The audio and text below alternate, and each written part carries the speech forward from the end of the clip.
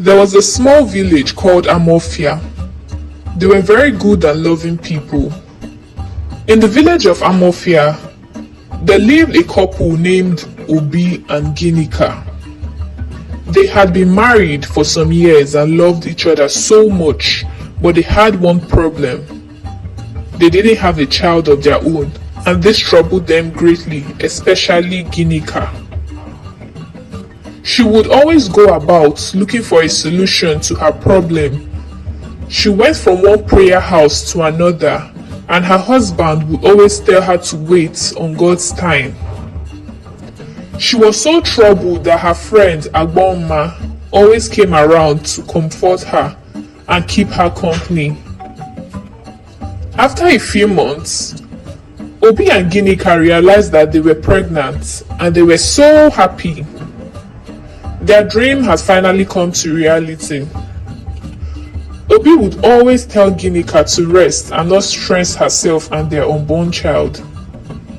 She did everything possible to stay healthy so she could have a healthy baby. Soon after, Ginika gave birth to a bouncing baby girl, and she was filled with so much joy. She named the baby Nkoli. Some days later, the worst thing happened to her. She realized that her baby was blind. Nkoli never opened her eyes even when she was awake. Ginika and her husband were so troubled because they knew their child was in danger.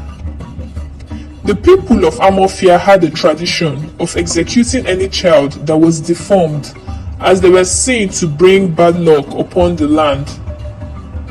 So whenever any person gives birth to a deformed child, the king of the village sends his guards to take the child away and kill them in the forests. Nkoli and her husband were so worried, and visitors who came to see the newborn began to notice that the child couldn't open her eyes. They couldn't afford to lose their child because they knew how long they had waited to have her, and they didn't know how possible it was having another one. So they came up with a plan before the villagers noticed the condition of the baby and reported it to the king. They decided to take Nkoli to Ginika's maternal home, which was the neighboring village, where she would live with Ginika's elder sister, Auntie Uzo. They packed the little belongings the baby had and set out to the neighboring village at night, when they knew everyone was already asleep, to avoid attracting anyone's attention. Early the next morning, they got back to their village and began crying and wailing that their child Nkoli was dead. The neighbors gathered and asked what the problem was, and they narrated that they didn't know what happened, but they just woke up to find out that she was dead, so they buried her immediately. The villagers felt their pain and consoled them. They were happy that everyone bought their lives. At least their daughter was safe, and that was what mattered to them at that point. The following days, Ginika felt so sad to be away from her child, but she and Obi always went to pay her a visit from time to time. Auntie Uzo took her in like her own daughter, and Nkoli grew up to become a wonderful child despite her deformity. In fact, other parents use her as a case study when teaching their children about morality. Everyone loved Nkoli and always wanted to be around her. She also had some friends in the village.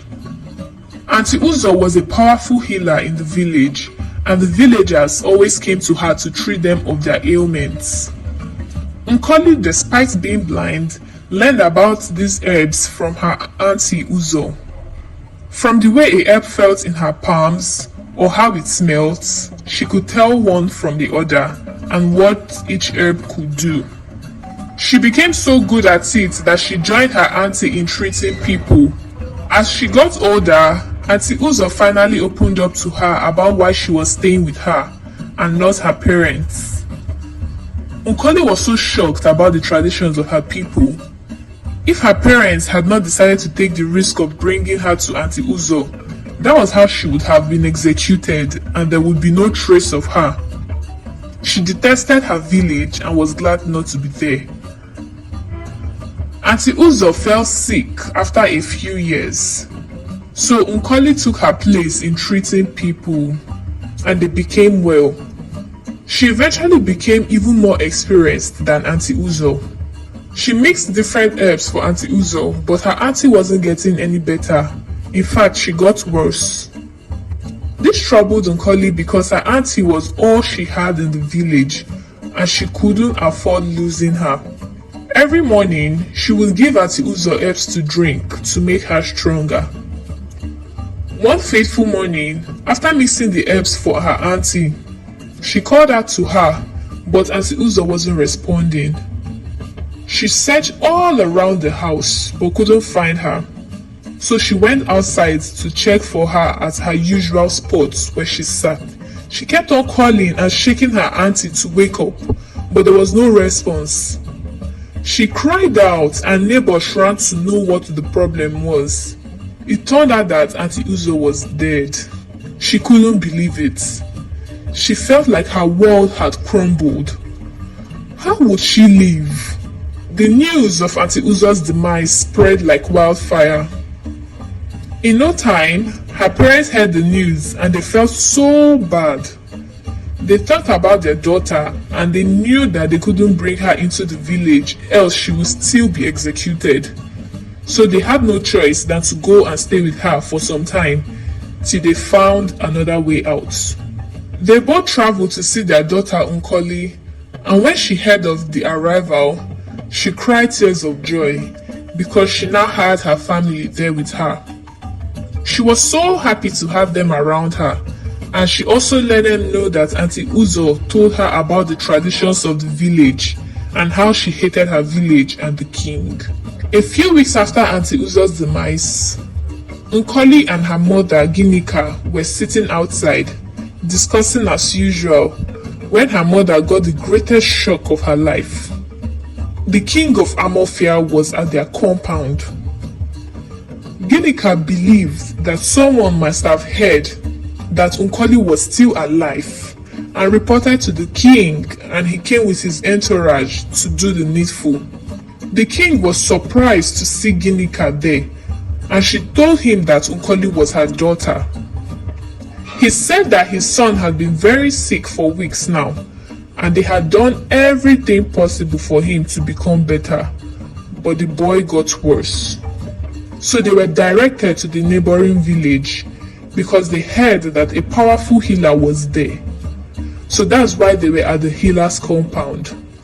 Nkoli was so furious and didn't want to have anything to do with the king. But when she heard of how sick the child was, she decided to help him. She mixed some of her herbs and gave the boy to drink. And a few minutes later, the boy was up on his feet.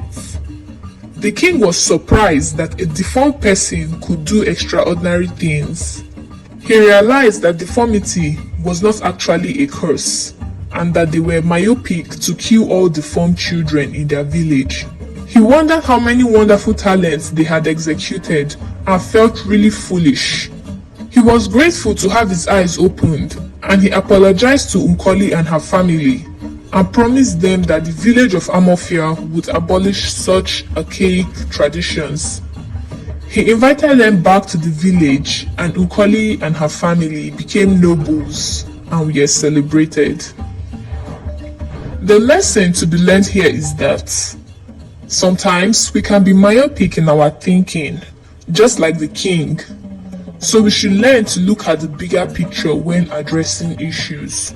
Also, deformity is not a disease. For the fact that a person is deformed does not mean that they are not capable of achieving great things. We should also bear in mind that some difficult situations are preparing us for something greater, just the way Nkoli's deformity raised her family higher in the village.